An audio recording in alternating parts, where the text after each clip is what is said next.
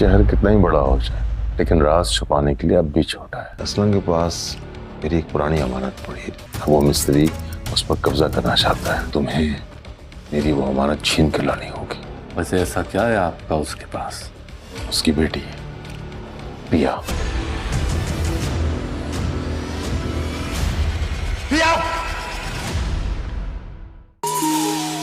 साड़ी मेरी कोई हैसियत नहीं है तुम्हारी नजर में सावर? ये आप क्या कह रहे हैं? कांटेक्ट कैसे करूं?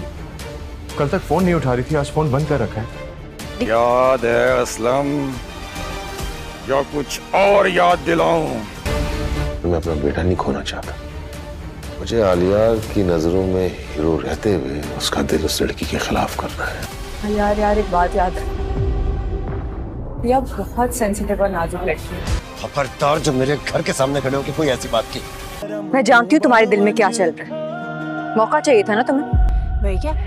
नाज़रीन, ड्रामा सीरियल समझ आरपीए की आने वाली एपिसोड बहुत ज़्यादा ज़बरदस्त बनने वाली है। नेक्स्ट एपिसोड में आप देखने वाले हैं पिया और आलिया के दरमियान जो कुछ भी हो चुका होता है, और पिया को ये बात भी मालूम तो हो चुकी होती है सावल उसको पसंद करता है, और इस समय वो कहीं ना कहीं सावल का ही कसूर मान रही होती है। इसीलिए वो सावल को फ़ोन करेगी और उससे यही बात करेगी, अब तो तुम्हें खुशी मिल गई होगी ना, तुम जैसा चाहते थे वैसा ही हो गया है। और पिया की ऐसी बातें सुनने के बाद सावल को समझ ही नहीं आ रहा होता कि आखिरकार पिया ये क्या बोल रही है। इसीलिए वो पिया से सवाल करेगा, पिया जी आप क्या कहना चाहती हैं? साफ अल्फाज में कहे तो पिया उसे यही बात करेगी, मेरी तुम्हारी नज़र में कोई भी इज्जत नहीं है और तुमने जानबूझकर ऐसा किया है। तुम्हें यह बात मालूम हो चुकी थी आलिया और मैं एक दूसरे को पसंद करते हैं और इसीलिए तुमने जानबूझकर मेरे बाप को और आलिया के बाप को लड़वा दिया है। तो सावल उसकी गलतफहमी को दूर करेगा और उसे यही बात करेगा, पिया जी जैसा आप सोच रही है वैसा कुछ भी नहीं है, मैंने ऐसा कुछ भी नहीं कहा और ना ही मुझे इस बारे में कुछ मालूमात है कि असलम साहब और सैयद दाऊद पहले से ही एक दूसरे को जानते हैं।